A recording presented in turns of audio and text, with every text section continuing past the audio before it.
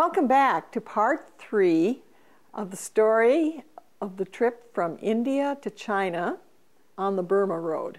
Well, now you get to China, your destination. Yeah. Then what did you do? The war was so wound down when I got to China that they put me in charge of the motor pool. So I run the motor pool.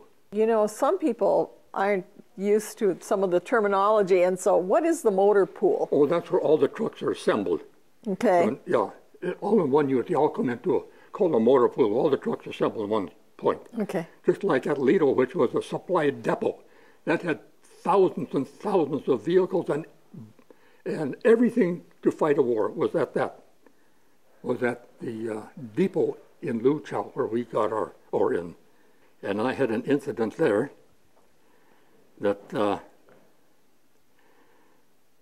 I had it so that when the Chinese drivers came in, if they had a truck that needed to go into the deadline to be repaired, make sure that all the merchandise is off. If not, I unload it and pile it here. Well, one night, truck came in, all kinds of stuff on it. One of them was a wooden carton. Mm-hmm. It said 12 and a slash and a 5 medical supplies. Okay. So I looked at that and, no, that's not right. So I got a guy by the name of Corporal Cook he was a tire repair man. I said, Cook, I said, come here. I said, decipher the code on that wooden box. No, I said, I don't know what that is. I said, I think I can decode that. That's 12 fifths of whiskey. So I said, tonight, after we eat, we had a Chinese interpreter, an elderly man, spoke very good English. And it was not uncommon for us to go and visit with him in the evening. See? Uh-huh. So I said to Cook, I said, I'll tell you what we'll do. After chow tonight, we'll come back here, and you visit with him. I'll go up and throw that on my weapons carrier. Then I'll come and we'll visit with him, and then we're through. We'll go back to my tent, and I said, we'll open up that case. And sure enough, 12 bottles of Bond and Lillard whiskey. What was the code again?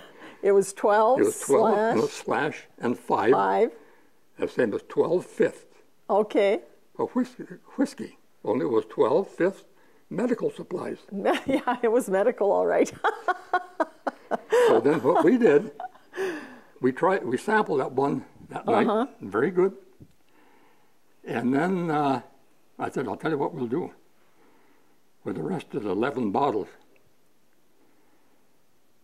We'll take our gallon, all of us kept the gallon water jug with water, and I made my own drinking water out of halazone tablets because the Lister bag was too strong.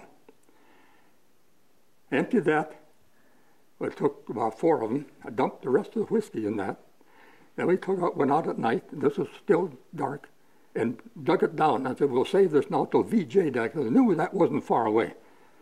So when VJ Day came by, we went out and dug that up and had a party that night. And then we all got our guns out, loaded them up, and shot the sky full of bullets. And our Chinese guards that were guarding our compound, they took off in all directions. We never did see them again because they didn't know that the war was over and that's what we were celebrating. Another little thing to mention is when I was down in Kragapur, India, waiting for my ship to come in, we played a little 2-bit limit poker. Okay. And one afternoon after we got done playing for 2-3 hours, it was one fellow there, I hadn't met him before, and we just sat there in the bed. And I asked him, where were you stationed over here? He said, I was up at Luchao. I says, doing what? In the Quartermaster Corps? I said, really? He says, yeah. I says, by the way, I was in the 115 meter maintenance company, the Luchao. And I says, perchance did you happen to miss a case of whiskey? He says, I sure did. He says, the colonel had me go through every carton in the warehouse, every carton down at the airport twice. Really? Yeah. Well, I said, you're looking at the guy that took it. Caused you all that trouble. What did he do to you? He did nothing. He did nothing? No. I said to him, I said, I'm sure you're shook down. you know, a shakedown is to go through everybody's camp and see that you got what you're not supposed to have. And I said, well, how come you didn't shake down the 115-meter maintenance company? He said, I don't know. I said, nobody came around asking us. What you were protected.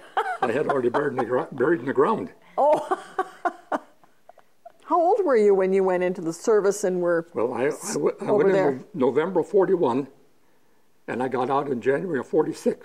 Okay. So when I convoyed the Lido and Burma Road, I was 23 years old. 23. Yeah. What an experience, huh? Yeah. One thing I wished I had done and I didn't was to keep a diary. Yeah. I didn't do that, and I wish I had done that. But I moved so fast in those 10 months that I was overseas. I went around the world. I went from New York to L.A., across the Pacific, all the way around, came back into New York again, and I traveled almost steady. I don't think I was in one spot over a month until we got into Luchow that I wasn't moving, so that I never even gave it a thought to keep a diary, and I wish now that I had. Yeah. I would. There was a lot of things along the way that took place on our convoy from Lido, India to Luchow, China, that I couldn't even incorporate in this short length of time, that would no doubt would be very interesting, but we just don't have time to. You know what you need to do is get a little tape recorder and just talk into the tape recorder and just talk and tell these stories. Well, thank you for sharing. You're This has welcome. been wonderful.